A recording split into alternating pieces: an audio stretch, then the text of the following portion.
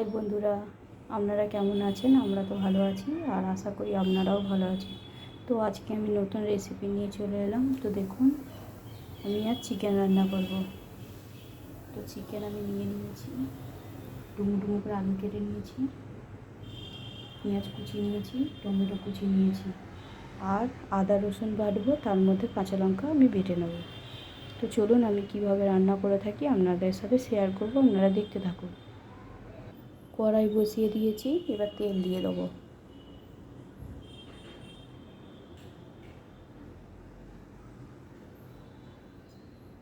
তেলটা গরম হতে থাক।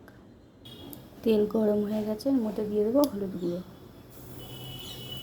এবার দিয়ে দেবো কেটে রাখা আলু। সব আলুগুলো দিয়ে দেবো।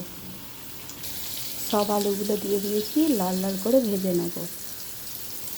দেখুন আলুগুলো ভাজা করে নিয়েছি লাল লাল করে, এবার তুলে নেব। আলু তুলে নিয়েছি, এবার পেঁয়াজ কুচিগুলো দিয়ে দেবো।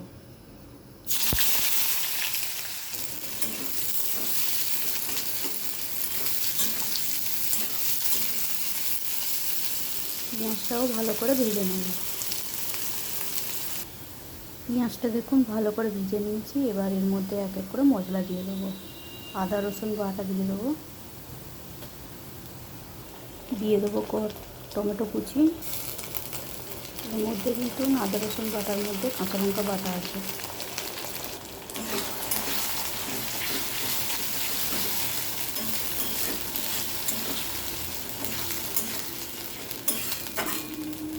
দিয়ে দেবো গুঁড়ো মশলা, দিয়ে দিচ্ছি হলুদ গুঁড়ো, দিয়ে দিচ্ছি লঙ্কা গুঁড়ো। অল্প দেবো কারণ আমার কাঁচা লঙ্কা বাটা আছে। দিয়ে দিচ্ছি ধনে গুঁড়ো, দিয়ে দিলাম জিরে গুঁড়ো।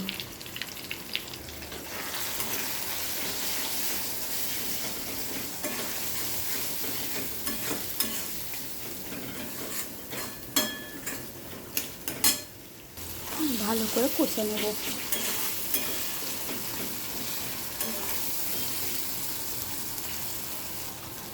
ভালো করে কষে নিয়েছি, হালকা করে জল দিয়ে দেবো, দিয়ে এবার কষবো ভালো করে।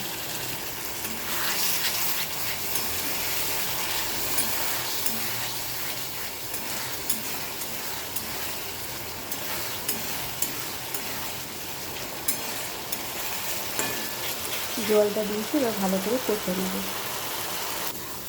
দেখুন খুব সুন্দর করে কষে নিয়েছি, এবার দিয়ে দেবো চিকেনটা।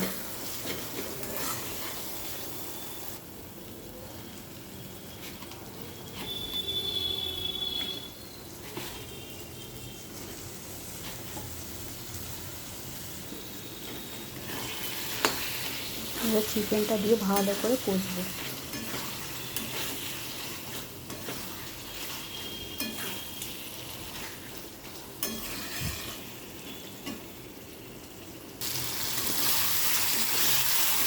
চিকেনটা জোর আঁচে রেখে ভালো করে কষে নিতে হবে।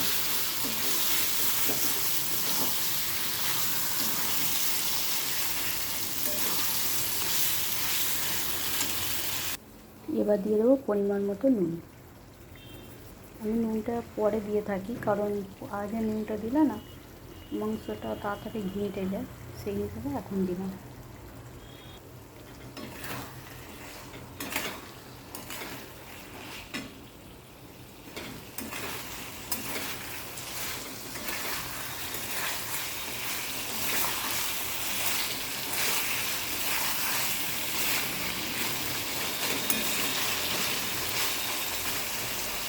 আবার কিছুক্ষণ হতে দেবো। কিছুক্ষণ কষে নিয়েছি, এবার এর মধ্যে দিয়ে দেবো আলু।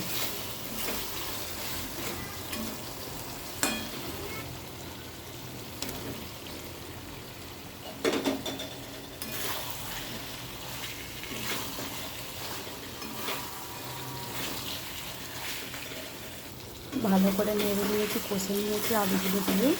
তো এবার কিছুক্ষণের জন্য চাপা দিয়ে দেবো।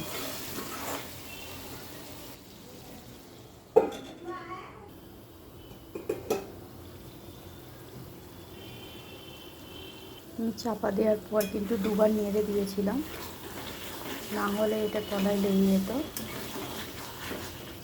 তো দেখুন আমার কষানো খুব সুন্দরভাবে হয়ে গেছে। এরপর এবার দিয়ে দেবো হালকা করে জল, গরম জল দেবো, আমি কাঁচা জল ব্যবহার করব না। দেখুন আলু সব সেদ্ধ হয়ে গেছে। তো এবার দিয়ে দিচ্ছি জল।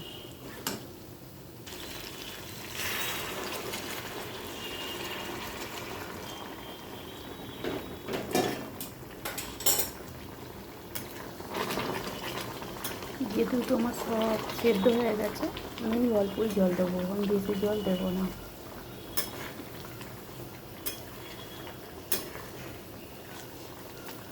কিছুক্ষণ ফুটিয়ে নেবো, কাঁচা জল দিয়েছি তো কিছুক্ষণ ফুটিয়ে নেবো। তরকারিটা ভালো করে ফুটিয়ে নিয়েছি, এবার দিয়ে দেবো গরম মশলা।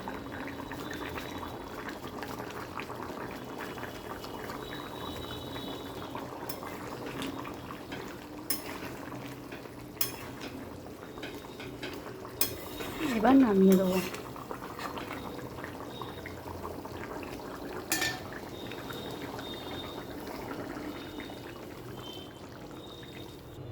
দেখুন নামিয়ে নিয়েছি, কেমন হয়েছে কমেন্টের মাধ্যমে আবার জানাবেন, আর পারলে শেয়ার করবেন।